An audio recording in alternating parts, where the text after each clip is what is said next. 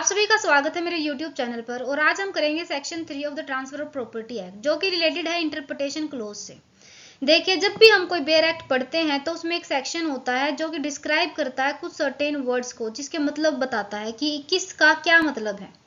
तो जब हम उस बेयर एक्ट को पढ़ते हैं तो उसके अंदर वो वर्ड कहीं पर भी अपीयर होता है तो उसका वही मतलब होता है जो उस इंटरप्रिटेशन क्लोज में दिया होता है। तो वैसे ही ट्रांसफर ऑफ प्रॉपर्टी एक्ट में भी एक इंटरप्रिटेशन क्लोज है जो कि सेक्शन नंबर 3। तो आज हम डिस्कस करेंगे section 3 of the transfer of property act interpretation close. तो आज की वीडियो को स्टार्ट करते हैं। अगर अभी तक आपने चैनल को सब्सक्राइब नहीं किया है तो चैनल को सब्सक्राइब कर ले ताकि आपको अपडेट्स मिलते रहें।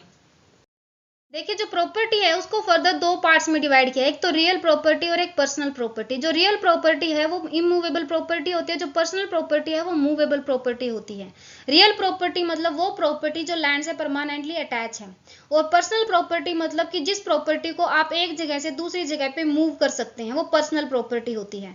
तो रियल प्रॉपर्टी मतलब इमूवेबल प्रॉपर्टी जो कि टेंजिबल होती है, जो लैंड से परमानेंटली अटैच है, जैसे कि ये घर। वही जो पर्सनल प्रॉपर्टी होती है वो मूवेबल प्रॉपर्टी होती है, मतलब कि जिसे आप एक जगह से दूसरी जगह पे मूव कर सकते हैं, जैसे कि टेंजिबल भी होती है वो और इनटेंजिबल भी होती हैं।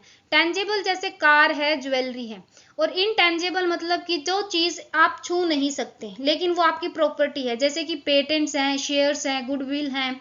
उसके अलावा आपकी डिजिटल एसेट है, इंटेलेक्चुअल प्रॉपर्टी है, जो मतलब आपने अपने दिमाग से जनरेट करी है। तो सारी आपकी क्या है, इनटेंजिबल प्रॉपर्टी है। तो जो टेंजिबल प्रॉपर्टी होती है वो इमूवेबल प्रॉपर्टी भी होती है, मूवेबल प्रॉपर्टी भी होती है। जैसे कि ये घर है, ये लैंड से परमानेंटली अटैच है, इसीलिए हमारी इमूवेबल प्रॉपर्टी भी है और टेंजिबल भी है। वैसे ही ये चेयर है, इसको आप एक जगह से दूसरी जगह पे मूव कर सकते हैं, तो ये हमारी मूवेबल प्रॉपर्टी भी है और टेंजिबल प्रॉपर्टी भी है। तो इसीलिए यहाँ पर टेंजिबिलिटी का और यहाँ पर टेंजिबिलिटी का फर्क ये है कि इमूवेबल प्रॉपर्टी में जो टेंजिबल चीज है आप उसे मूव नहीं कर सकते, और जो मूवेबल प्रॉपर्टी में टेंजिबल चीज है उसे आप मूव कर सकते हैं। देखिए, टेंजिबल का मतलब होता है कि जिसे आप देख सकते हैं, छू सकते हैं, फील कर सकते हैं, मतलब जिसकी एक फिजिकल एग्जिस्टेंस होती है। फर्क नहीं पड़ता कि आप उसे मूव कर सकते हैं या नहीं कर सकते। तो इमूवेबल प्रॉपर्टी जैसे कि लैंड है, बिल्डिंग है, आप इसे मूव नहीं कर सकते, आप इसे टच कर सकते हैं, आप इसे देख सकते हैं। तो ये हमारी क्या है, टेंजिबल प्रॉपर्टी है। तो इसीलिए even if the something is not movable, अगर कोई चीज ऐसी है जिसे आप मूव नहीं कर सकते, वो स्टिल हमारी क्या है, टेंजिबल प्रॉपर्टी है। Tangibility is about physical existence not mobility. मतलब टेंजिबिलिटी का मतलब ये है कि कोई चीज फिजिकली एग्जिस्ट करती है या नहीं करती, उसका कोई लेना देना नहीं है कि आप उसे एक जगह से दूसरी जगह पे लेके जा सकते हैं या नहीं लेके जा सकते। तो टेंजिबल जो प्रॉपर्टी होती है उसे कॉर्पोरल प्रॉपर्टी बोलते हैं, और एक इनटेंजिबल प्रॉपर्टी होती है जिसे कि हम इनकॉर्पोरल प्रॉपर्टी बोलते हैं। तो जो टेंजिबल प्रॉपर्टी होती है उसकी फिजिकल एग्जिस्टेंस होती है, आप उसे देख सकते हैं, छू सकते हैं, जैसे कि लैंड है, हाउस है, टेबल है, चेयर है, एक्सेट्रा। वहीं जो इनटेंजिबल प्रॉपर्टी होती है जिसे कि हम इनकॉर्पोरल प्रॉपर्टी भी बोलते हैं, उसकी कोई फिजिकल एग्जिस्टेंस नहीं होती, जैसे कि स्टॉक्स हैं, बॉन्ड्स हैं, इंटेलेक्चुअल प्रॉपर्टी है आपकी, डिजिटल एसेट है। ये क्या है, ये एग्जिस्ट तो करते हैं, मतलब कि इनकी वैल्यू तो होती है लेकिन आप इन्हें छू नहीं सकते, इनकी कोई फिजिकल एग्जिस्टेंस नहीं होती, लेकिन फिर भी ये आपकी प्रॉपर्टी है। So these are the intangible property. देखिए, जब आपके पास कोई प्रॉपर्टी है तो उस प्रॉपर्टी के ऊपर आपके कुछ अधिकार भी हैं। अब जैसे राइट टू पोजेस, कि आपको उस पर पोजेशन का अधिकार है, मतलब कि आप उसे ऑक्यूपाई कर सकते हैं। Then right to use and enjoy, उसके अलावा राइट टू एक्सक्लूड अदर्स, मतलब किसी और को उस प्रॉपर्टी में एंटर होने से आप प्रिवेंट कर सकते हैं। राइट टू ट्रांसफर, आप उसे ट्रांसफर कर सकते हैं, या तो उसे सेल आउट कर सकते हैं, गिफ्ट में दे सकते हैं, लीज पे कर सकते हैं, मोर्टगेज कर सकते हैं, आपकी प्रॉपर्टी आप जो चाहे कर सकते हैं। राइट टू इनकम, इनकम का राइट अधिकार आपके पास उस प्रॉपर्टी पर। राइट टू मोर्टगेज मतलब कि आप उसे एज अ सिक्योरिटी भी रख सकते हैं। Then right to easement, sometimes included like right to way over a neighbour's land. So these are the rights, मतलब आपके पास कोई भी प्रॉपर्टी है तो उस प्रॉपर्टी के ऊपर आपके कुछ अधिकार भी हैं। जो देखिए, अभी तक हमने समझा कि प्रॉपर्टी जो है, प्रॉपर्टी के टाइप कितने हैं। अब पर्सनल प्रॉपर्टी क्या है, रियल प्रॉपर्टी क्या है, टेंजिबल प्रॉपर्टी क्या है, इनटेंजिबल प्रॉपर्टी क्या है। उसके अलावा अगर हमारे पास कोई प्रॉपर्टी है तो उसके ऊपर हमारे क्या क्या अधिकार होते हैं। अब हम समझेंगे इमूवेबल प्रॉपर्टी, मतलब कि अभी तो हमने बेसिक समझा, अब जो ट्रांसफर ऑफ प्रॉपर्टी एक्ट में इमूवेबल प्रॉपर्टी दी गई है, अब उस चीज को समझेंगे। तो इमूवेबल प्रॉपर्टी है जो जब भी आप बेयर एक्ट खोल लेंगे तो स्टार्टिंग में जब सेक्शन 3 होगा तो लिखा होगा इमूवेबल प्रॉपर्टी। तो ट्रांसफर ऑफ प्रॉपर्टी एक्ट 1882 के सेक्शन 3 में सबसे पहले इमूवेबल प्रॉपर्टी को डिस्क्राइब करते हैं। इसमें लिखा हुआ है कि immovable property does not include, कि क्या चीज नहीं इंक्लूड करती, standing timber, growing crops and grass. अब ये जो चीजें हैं ये इमूवेबल प्रॉपर्टी नहीं है। सेक्शन 3 की जो डेफिनेशन है ये कंप्लीट डेफिनेशन तो नहीं है, ये सिर्फ हमें बेसिक बताता है कि क्या चीज इमूवेबल प्रॉपर्टी में नहीं इंक्लूड होगी। अब ये बिल्कुल तो क्लियर नहीं है कि क्या चीज मूवेबल प्रॉपर्टी है, क्या चीज इमूवेबल प्रॉपर्टी है। इन्होंने तो सिर्फ 3 चीजों को एक्सक्लूड कर दिया कि ये चीज इमूवेबल प्रॉपर्टी नहीं है। तो जब भी हमारे पास कोई चीज डिस्क्राइब्ड नहीं होती तो हम रेफर करते हैं जनरल क्लोजेस एक्ट। इसीलिए हम इमूवेबल प्रॉपर्टी की डेफिनेशन के लिए जनरल क्लोजेस एक्ट 1897 रेफर करते हैं। उसके सेक्शन 3 क्लोज 26 के अंदर बताया गया है कि इमूवेबल प्रॉपर्टी है क्या। तो शैल इंक्लूड लैंड, की जो जमीन है वो एक इमूवेबल प्रॉपर्टी है। Benefit to arise out of the land, उस लैंड से जो भी बेनिफिट अराइज होता है वो भी क्या है, इमूवेबल प्रॉपर्टी है। Things attach to the earth, जो चीजें अर्थ से अटैच हैं वो भी क्या है, इमूवेबल प्रॉपर्टी है। जो ये है थिंग्स अटैच टू अर्थ, ये हमारे सेक्शन 3 के अंदर डिस्क्राइब्ड है। देन उसके बाद और permanently fasten to anything attach to the earth, ये सिर्फ मैंने आपको इंक्लूड करके बताया है। उसके अलावा बेसिकली अगर आप कहीं पर पढ़ेंगे तो ये 3 चीजें ये इंक्लूड करते हैं। लेकिन जनरल क्लोजेस एक्ट की जो डेफिनेशन है उसके अंदर ये चीज लिखी हुई है डेफिनेशन के अंदर। तो जो चीजें जैसे कि ये लैंड है, इसके ऊपर ये घर है, अब ये जो घर है ये इस लैंड से परमानेंटली क्या है, अटैच्ड है। तो ये जो घर है ये क्या है, इमूवेबल प्रॉपर्टी है। अब इस घर से जो भी चीज अटैच्ड है अब वो चीजें भी क्या है, इमूवेबल प्रॉपर्टी है। जैसे कि अब ये रूफ है, अब ये रूफ भी क्या है, ये भी इमूवेबल प्रॉपर्टी है। ये रूफ है ये इमूवेबल प्रॉपर्टी है, छत जो है। उसके अलावा ये जो विंडो है ये भी क्या है, इमूवेबल प्रॉपर्टी है। अगर ये डोर है ये भी क्या है, ये भी इमूवेबल प्रॉपर्टी है। मतलब कि जो चीजें अटैच हैं लैंड से परमानेंटली, उन चीजों से भी अगर कोई चीज अटैच्ड है तो वो चीज भी क्या होगी, इमूवेबल प्रॉपर्टी होगी। इसका मतलब ये है, देखिए जो लैंड है इस सरफेस ऑफ द अर्थ, ये अर्थ का क्या है, सरफेस है, तो ये क्या है, इमूवेबल प्रॉपर्टी है, part of immovable property. Land itself the base of surface, और the base surface of the earth. अगर ये जमीन है, ये अर्थ का क्या है, सरफेस है, ये क्या है, ये इमूवेबल प्रॉपर्टी है। It includes upon the surface of land, under the surface of land and above the surface of land. जो भी चीज इस सरफेस के ऊपर है, जो भी चीज इस सरफेस के नीचे है, जो भी चीज इस सरफेस के ऊपर है, वो सब चीजें क्या हैं, वो इमूवेबल प्रॉपर्टी है। Things attached on the land with the intention of permanent attachment, कोई भी चीज जो अर्थ से अटैच की गई है इस इंटेंशन के साथ कि वो परमानेंटली उस चीज से अटैच रहेगी, वो क्या है, वो इमूवेबल प्रॉपर्टी है।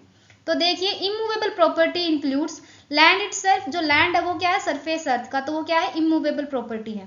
Things attach to the land, उस लैंड से जो भी चीज अटैच है वो भी क्या है, इमूवेबल प्रॉपर्टी है। जैसे बिल्डिंग है, ट्रीज हैं, वॉल्स हैं, ये सब क्या है, इमूवेबल प्रॉपर्टी है। लेकिन स्टैंडिंग टिम्बर, ग्रास और क्रॉप्स जो है ये इमूवेबल प्रॉपर्टी नहीं है। ये सेक्शन 3 में भी बताया गया है कि इमूवेबल प्रॉपर्टी में स्टैंडिंग टिम्बर, ग्रास और जो क्रॉप्स हैं वो इंक्लूडेड नहीं है। सोयल है, मड है, डिपॉजिट ऑन और मिक्स्ड विद लैंड, अगर आपकी जमीन है उस पर जो मिट्टी है तो वो भी क्या है, वो भी इमूवेबल प्रॉपर्टी है। Water collected in the land, अगर पानी कलेक्टेड कर रखा है आपने लैंड में, जैसे पोन्ड्स हैं, लेक्स हैं, पिट्स हैं, तो वो सब क्या है, वो भी इमूवेबल प्रॉपर्टी है। वाटर भी क्या होगा, इमूवेबल प्रॉपर्टी होगा। Flowing river water, though it moves it always stays on land, part of land is equal to immovable property. अगर रिवर फ्लो करती है तो वो भी क्या है, इमूवेबल प्रॉपर्टी है। देखिए अब इन दो को, फोर्थ और फिफ्थ को समझिए कि अगर ये रिवर फ्लो कर रही है, अब इसमें जो पानी है इस किसके ऊपर फ्लो कर रहा है, सरफेस ऑफ द अर्थ, और सरफेस ऑफ द अर्थ क्या है, इमूवेबल प्रॉपर्टी है। तो जो भी चीज अर्थ के ऊपर मूव कर रही है तो वो भी क्या होगी, उस सरफेस के ऊपर क्या कर रही है, मूव कर रहा है पानी रिवर का, तो वो भी क्या है, वो भी इमूवेबल प्रॉपर्टी है। इसीलिए वाटर कलेक्टेड इन लैंड क्या है, इमूवेबल है। फ्लोइंग रिवर वाटर भी क्या है, इमूवेबल है। Things beneath land like subsoil, minerals, coals, gold, oil etcetera, ये भी क्या है, इमूवेबल प्रॉपर्टी है। मतलब कि आपका ये जो लैंड है इसके नीचे अगर कोई भी खनिज पदार्थ मतलब कि मिनरल्स मिलते हैं आपको, वो भी क्या होंगे, इमूवेबल प्रॉपर्टी होंगे। Underground water streams flow under the land part of the land, immovable property. अगर इस लैंड के नीचे कोई स्ट्रीम फ्लो करता है तो वो भी क्या होगा, इमूवेबल प्रॉपर्टी होगा। Air space above the land up to a reasonable height is also legally treated as part of the land. अब ये आपकी प्रॉपर्टी है, मतलब आपकी लैंड है, अगर आप इस पे घर कंस्ट्रक्ट करते हैं तो ये आप सिर्फ सरफेस पे थोड़ा कंस्ट्रक्ट कर रहे हैं, अबव द स्पेस है उसमें कंस्ट्रक्ट कर रहे हैं। इसका मतलब कि एयर स्पेस में भी जो लैंड का अबव जो स्पेस है वो भी क्या है, वो भी आपका पार्ट है इमूवेबल प्रॉपर्टी का, तो इसीलिए वो भी क्या होगा, इमूवेबल प्रॉपर्टी होंगे। So these are the part of immovable property.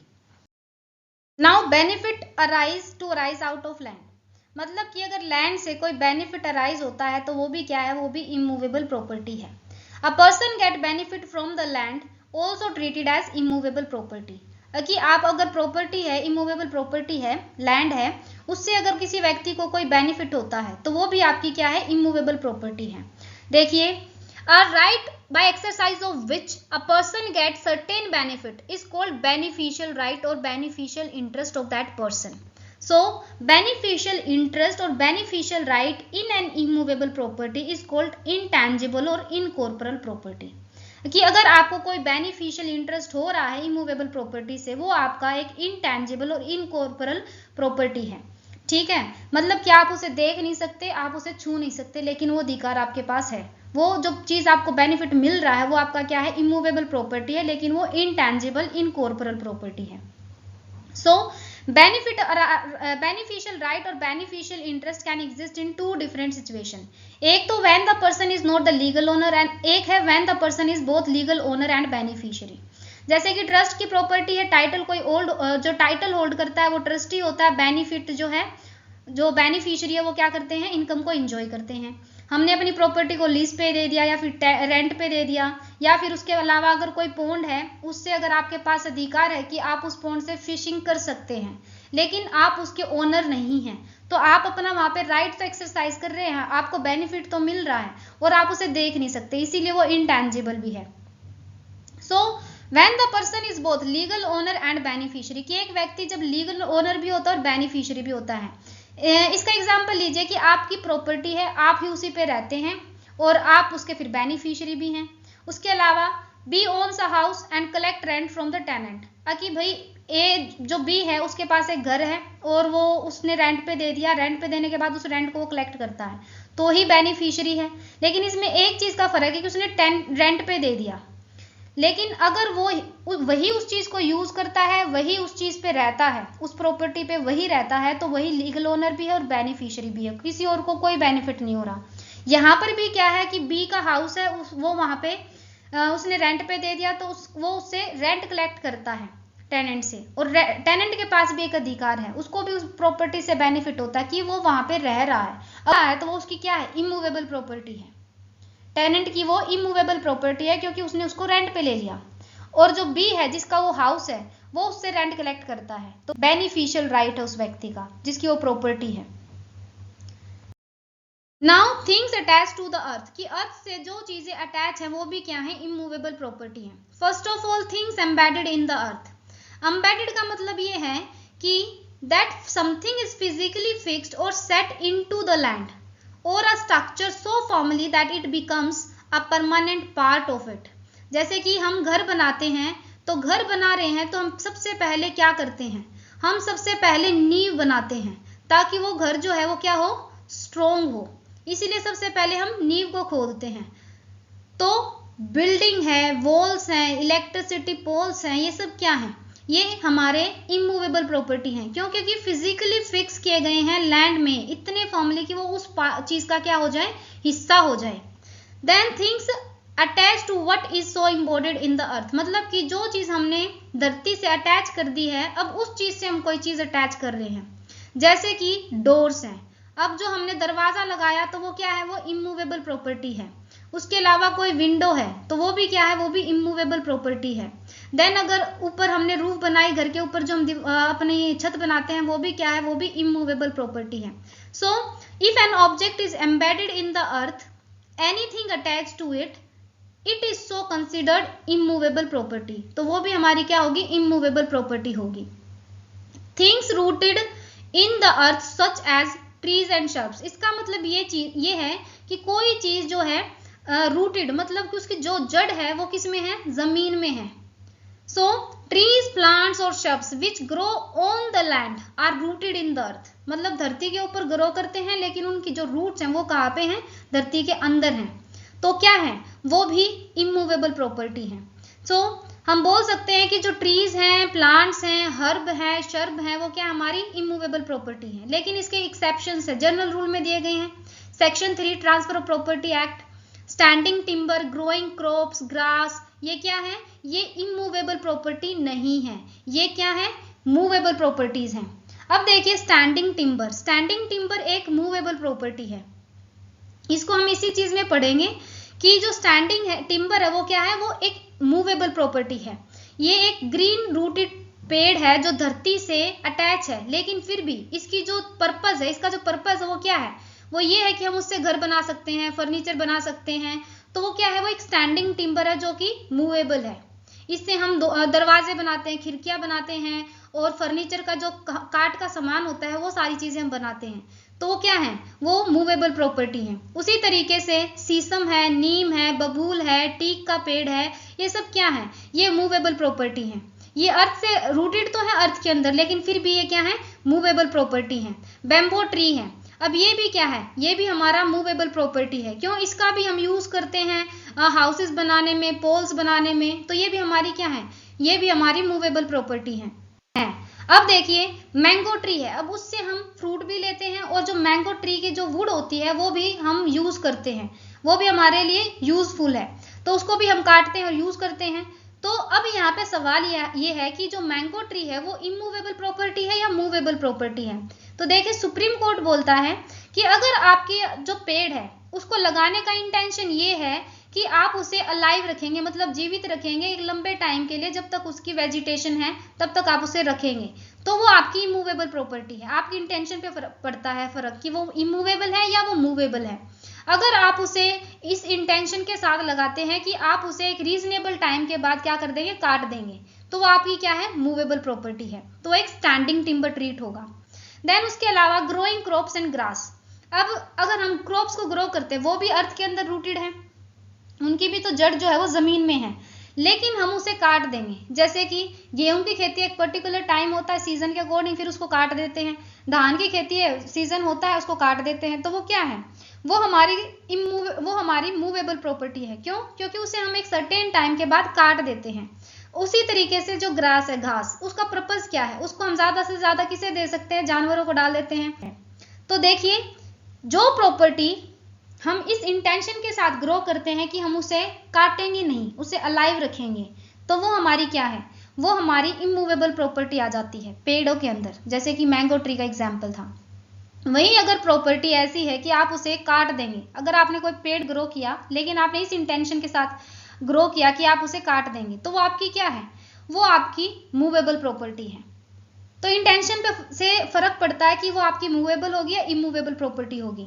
वहीं अगर हम क्रॉप को ग्रो करते हैं, कोई भी हम फसल ग्रो करते हैं, तो इस पर्पस से ग्रो करते हैं कि एक सर्टेन टाइम पीरियड के बाद हम उसे काट देंगे, तो हमारी मूवेबल प्रॉपर्टी है। देखिए इस स्लाइड्स पे एग्जाम्पल दिए हैं इमूवेबल प्रॉपर्टी के। वीडियो को पॉज करो और इन सबको पढ़ो और समझो कि कौन सी चीज इमूवेबल प्रॉपर्टी है और क्यों है। अब इस स्लाइड में हमारे पास दो टर्म्स हैं, एक तो प्रॉफिट एपेंड्रे, जिसका मतलब होता है कि ये जो टर्म है ये फ्रेंच टर्म है, जिसका यूज इंग्लिश कॉमन लॉ में होता है और इंडियन प्रॉपर्टी लॉ में होता है। इसका मतलब होता है the right to take something from the land of another, कि जब आपके पास कोई अधिकार है कि आप किसी और दूसरे की लैंड से कोई प्रॉफिट ले सकते हैं। So profit a prendre is right to enter someone else's land and take part of the natural produce or resources from it, that is profit pendre। ये जो है इसमें एग्जाम्पल के तौर पे आपको बताया था पॉन्ड का एग्जाम्पल, उसके अलावा आप किसी फॉरेस्ट से लकड़ियां लेके आ सकते हैं, तो वो क्या है, profit prendre. So it is a beneficial interest in land considered an immovable property under the Indian law. Next is doctrine of fixtures. Doctrine of fixture is a legal rule that helps determine whether an item is movable मतलब personal property or has become immovable मतलब real property by being attached to land or a building. इसमें मैंने आपको बताया था जैसे कि आम का एग्जाम्पल दिया था कि जो आम का पेड़ है वो इमूवेबल है या मूवेबल है, तो वो चीज रिलेटेड है डॉक्ट्रिन ऑफ फिक्सचर से. अब fixture is something that was originally movable मतलब कि chattel personal property, but it becomes immovable part of the land property after being attached to it, it became a permanent manner, so it became an immovable property. अब है movable property. Transfer of property act के अंदर movable property को नहीं define किया है. So which is not immovable is movable मतलब जो चीज इमूवेबल नहीं है, इमूवेबल की डेफिनेशन में जो चीज नहीं है वो सब क्या है, वो सब चीजें मूवेबल हैं. Section 2 clause 9 of the registration act 1908 में डिफाइन किया गया है कि मूवेबल प्रॉपर्टी कौन सी होती है. So standing timber, growing crops and grass. अब ये चीज तो टीपीए में भी बताया सेक्शन 3 के अंदर कि कौन सी चीज जो है वो इमूवेबल नहीं है, तो वो सब मूवेबल है.